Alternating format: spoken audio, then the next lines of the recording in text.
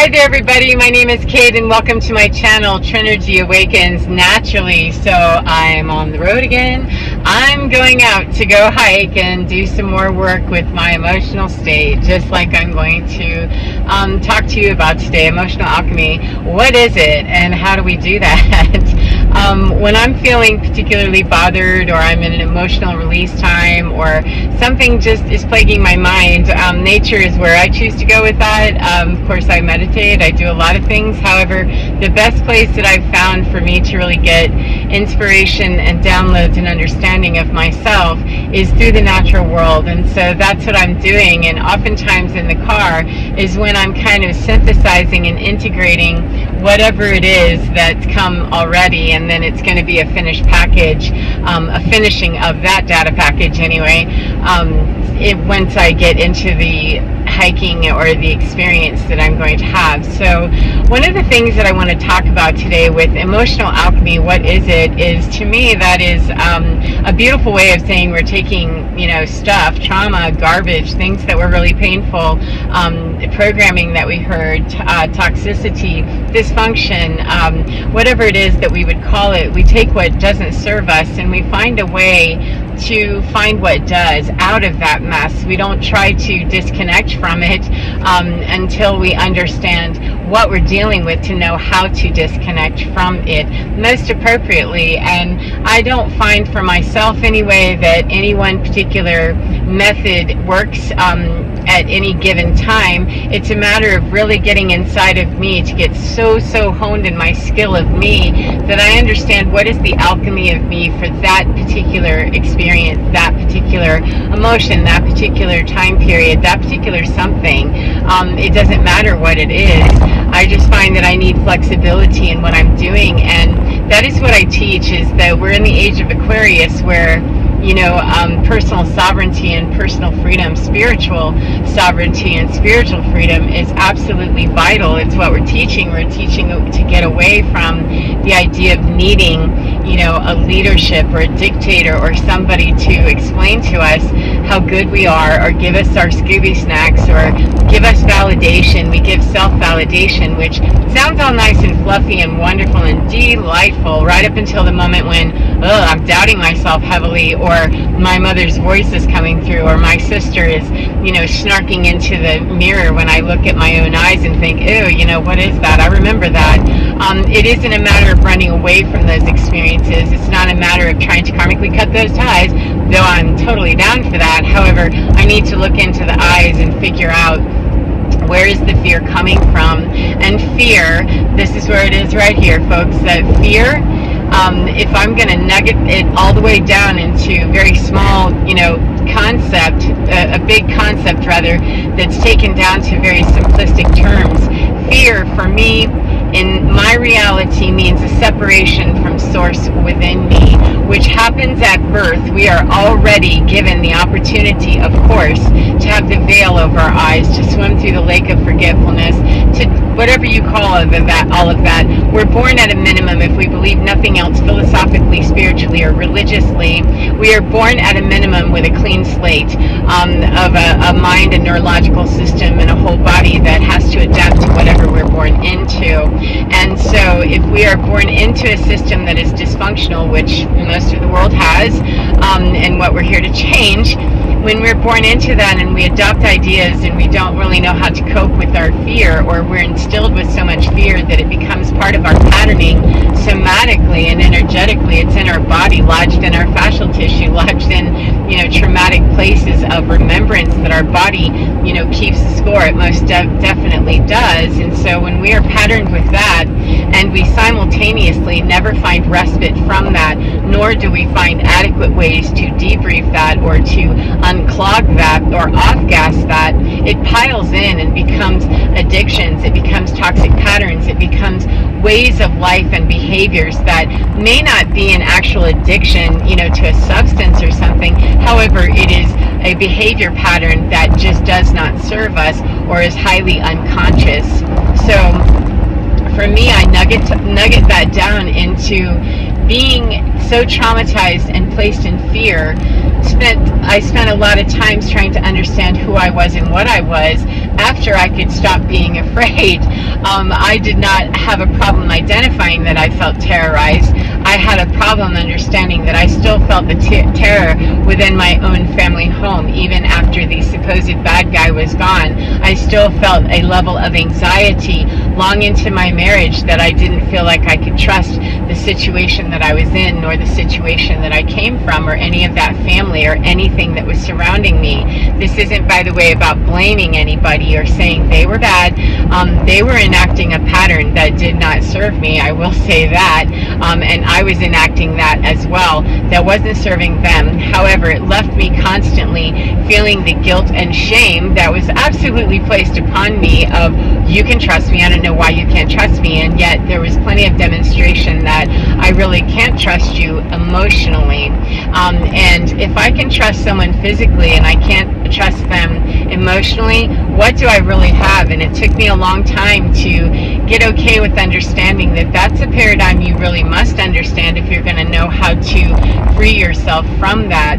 There is no way to free myself from something that I don't know that I'm bound to. And so I'm a huge, huge, huge fan of going into the inventory of me, picking apart the patterning, picking apart the way of life that I learned, what I adopted. Even if I think I escaped, old patterning, well, I don't parent that way, or I don't have a relationship with my husband that way. It doesn't matter. It was a similar patterning, and it was a similar patterning in reverse many times, that I was playing the role of something that was something I had seen in my childhood. However, one that I did not actually adopt as my identity fully. However, I acted out the behaviors of that, as a proxy, because that's what I saw, that's what I knew, and that's what I understood. And so I took on a lot of guilt and shame of, why don't I trust, this person? How come I don't trust my mother? Or how come I feel a sense of dis-ease or discomfort, in this situation? I should be able to. Well, fast forward to many years into that, and 7 years ago now, I divorced and I separated entirely from all of the people that ever knew me before that time. I separated completely and, did not ever look back on that, because I finally understood that you will not be able to get to your own hood where it's truly good and feels good and is healthy for you until you can identify that that's not where you are right now, despite the fact that that is what, everybody around me was happily saying to me, because they were in the delusion and illusion they were in. Whatever it was dysfunctional, it was toxic, and it was, highly destructive. And so the more sovereign that I became in being able to identify that, find my voice and say, I'm pretty sure that I feel discomfort and distrust with this situation because I have reason to. And I always said that, like, well, if you don't understand, that's your problem. However, I still wasn't identifying that it really is you and me together, whomever it was. We create a dynamic that I don't trust. I don't feel like I can emotionally connect to you. And that I did not understand fully, that by being able to say that out loud, that we're not emotionally connected in a way that is healthy for me. I would say I just feel an emotional disconnection, and the people on the other side of that conversation would either say, well, you're just so sensitive, my God, or, what do you mean I love you? That is not an appropriate answer, that I feel emotionally disconnected. If somebody says that to me, I'm going to want to say back to them, wow, please, can you tell me how it is that you feel so disconnected from me, or that you feel that you cannot trust me? It is not to pound down on the other person and say that their experience is not true, it is not real. It is real for them, unless they're lying to me and them, in which case, there's not a lot of work to do there anyway. However, it's not for me to tell them that they're wrong. It is also not for me to agree with them, necessarily. I can validate for them, however, that I understand that is your experience. Can you please tell me more about that? That conversation will not come unless I genuinely meet that, because that requires a level of vulnerability and understanding the self-identity enough to know what I am, to not feel challenged or ultimately so vulnerable that I can't handle what I perceive as an attack. That was not what I had on the other side of me. the other side of me in every one of those negotiations and discussions, as I was peeling apart and ultimately just cutting away to go heal and survive that whole experience, what I got was a lot of persecution and how dare you, and you just, and fill in the blank. And it is not to say I had no responsibility. It's to say that I cannot take responsibility for the fear you have that you can't be approached about why you're not approachable to begin with.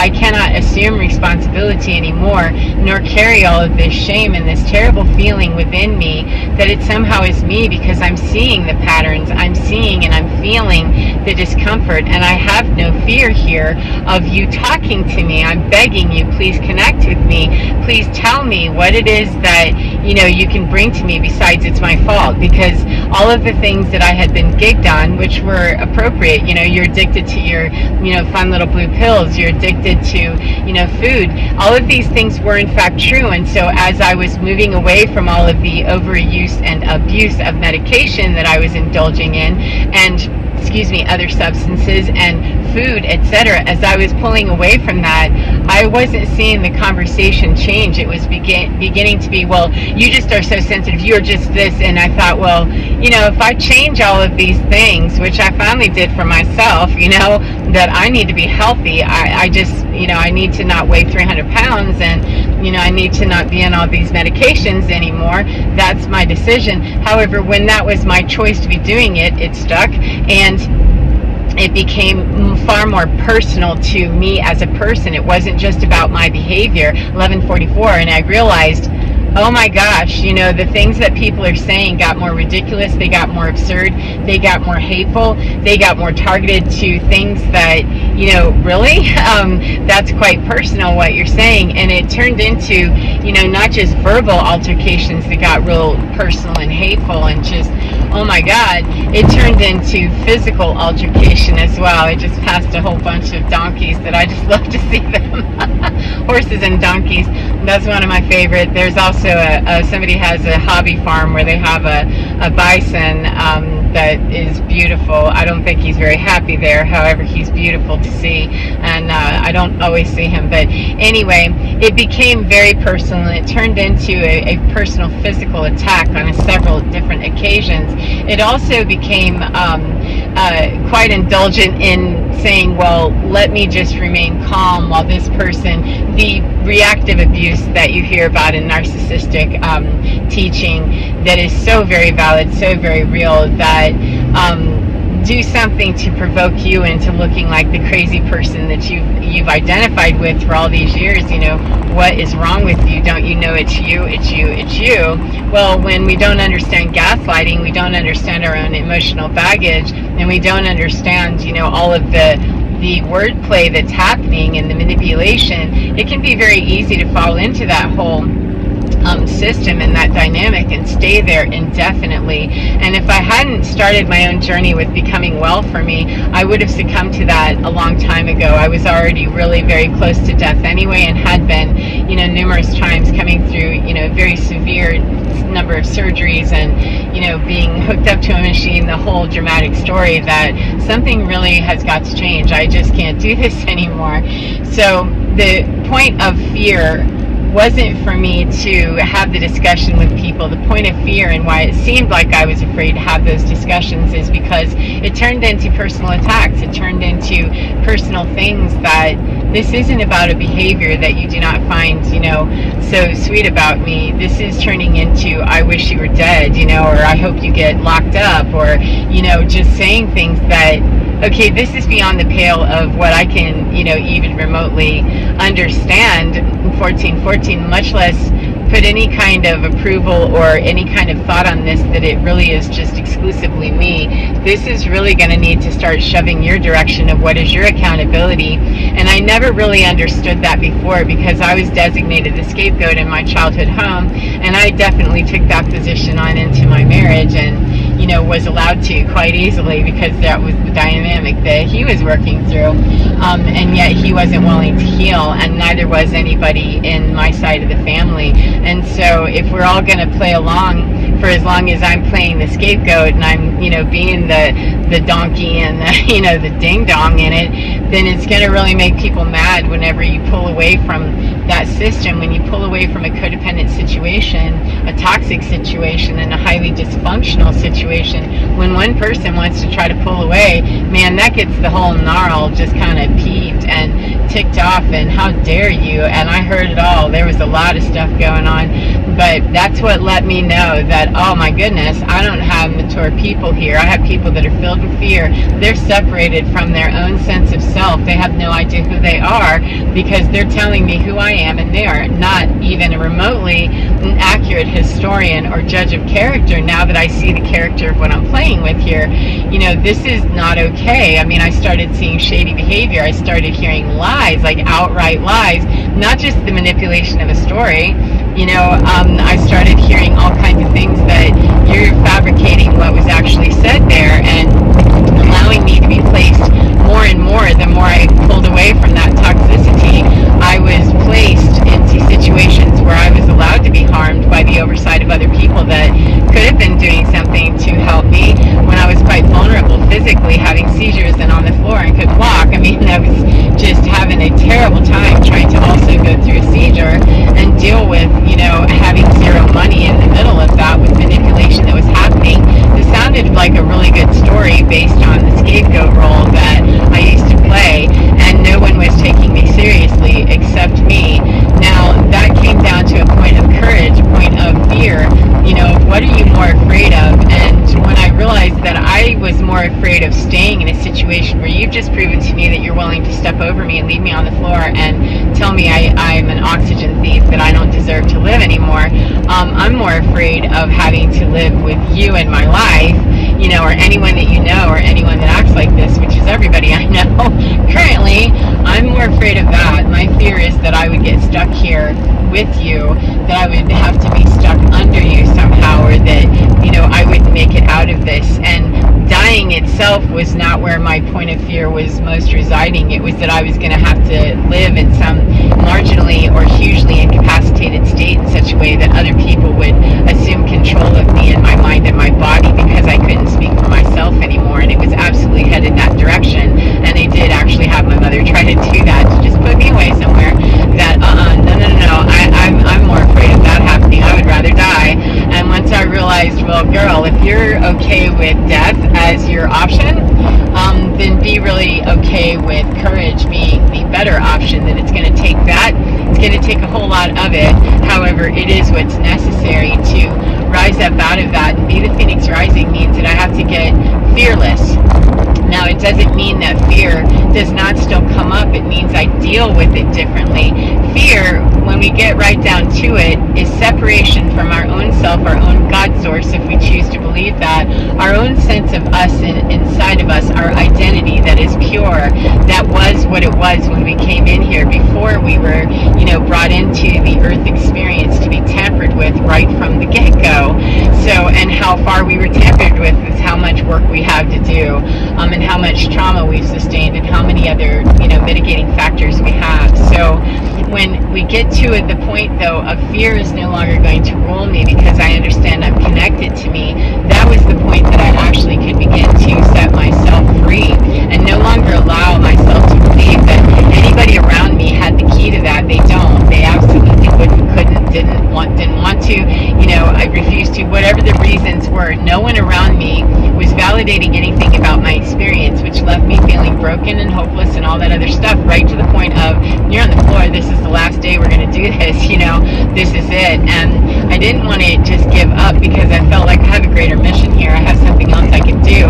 And if it means to be more afraid that I'm going to be stuck alive and with this family dynamic than to bust out of it, then let me show the courage to say, yeah, I'm willing to let go of all of this. I'm willing to sacrifice everything here on this table, including my life. Okay, well, if life is the last one that I'm willing to sacrifice, that means I'll sacrifice every other thing that does not serve me or serve the validation of me. And that left me with me. And coming to grips with the fear, what is the fear rooted in? The fear rooted in, down to that nugget experience, is I'm either afraid of something because I've never done it before, I have no experience with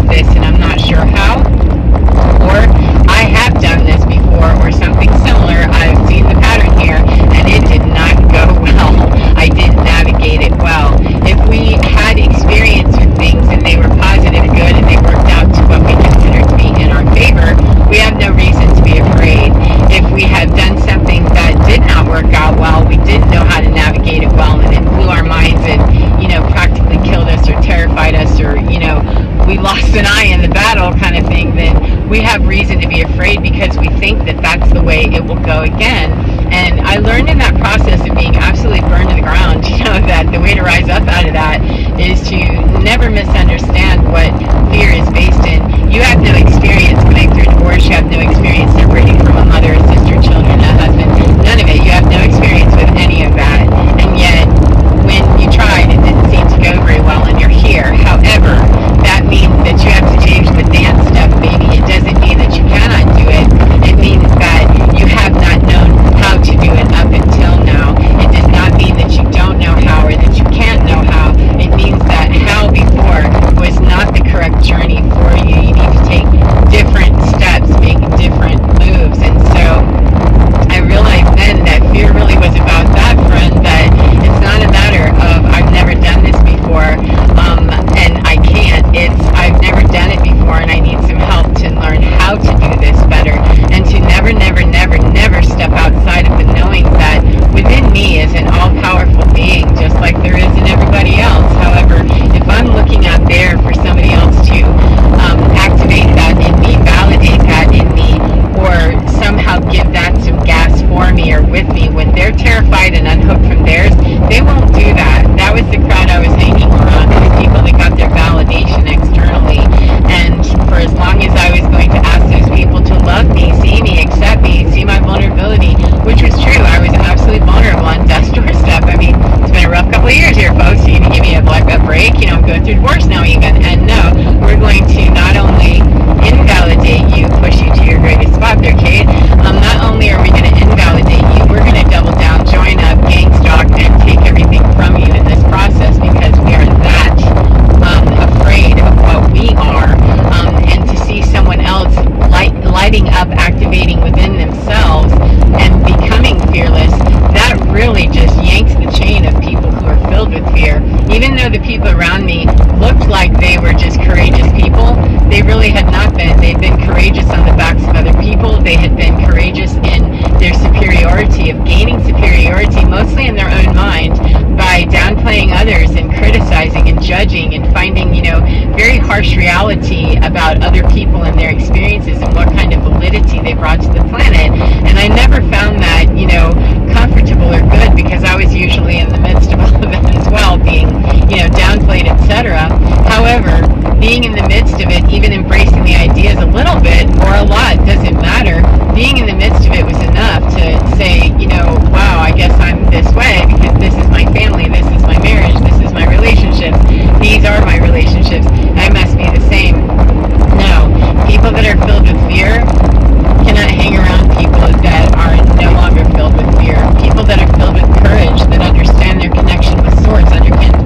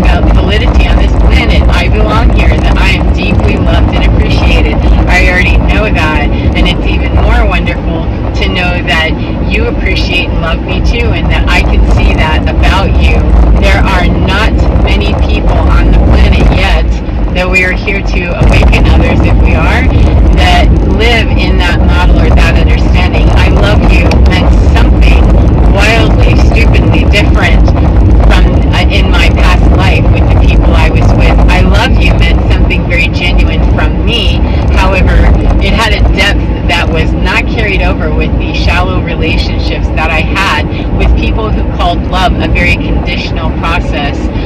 It doesn't mean that I wasn't loving conditionally as well. I was loving and trying to figure it all out. However, I always did have the commitment to, I love you and I'm willing to overlook that you're just a gross person and that you're mean and hateful. I love you and I'm willing to embrace the fact that, you've said some really horrible things to me, that I don't have a problem being able to forgive you.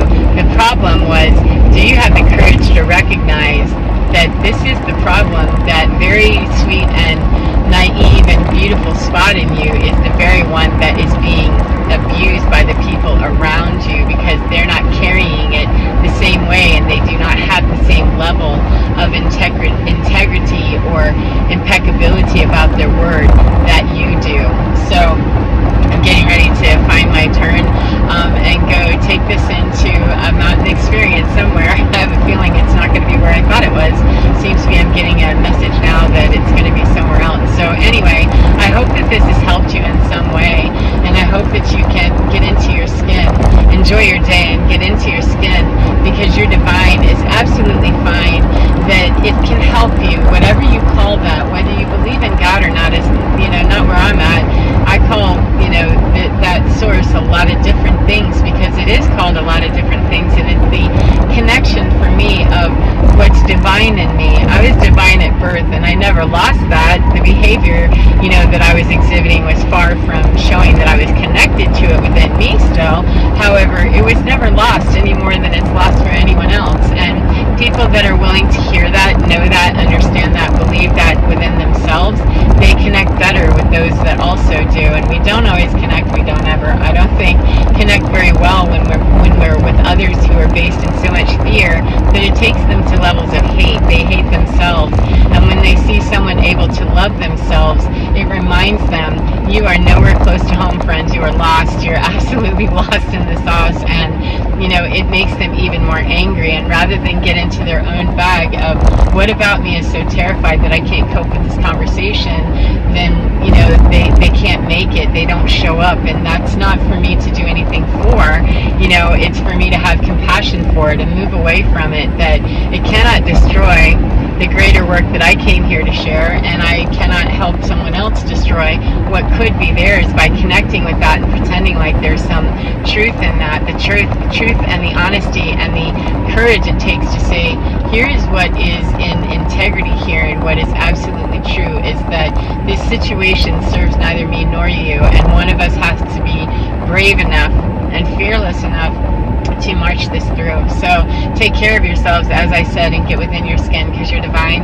It's absolutely fine. Take care of your gorgeous selves, and I will see you again next time. Goodbye, my beautiful friends. Mwah.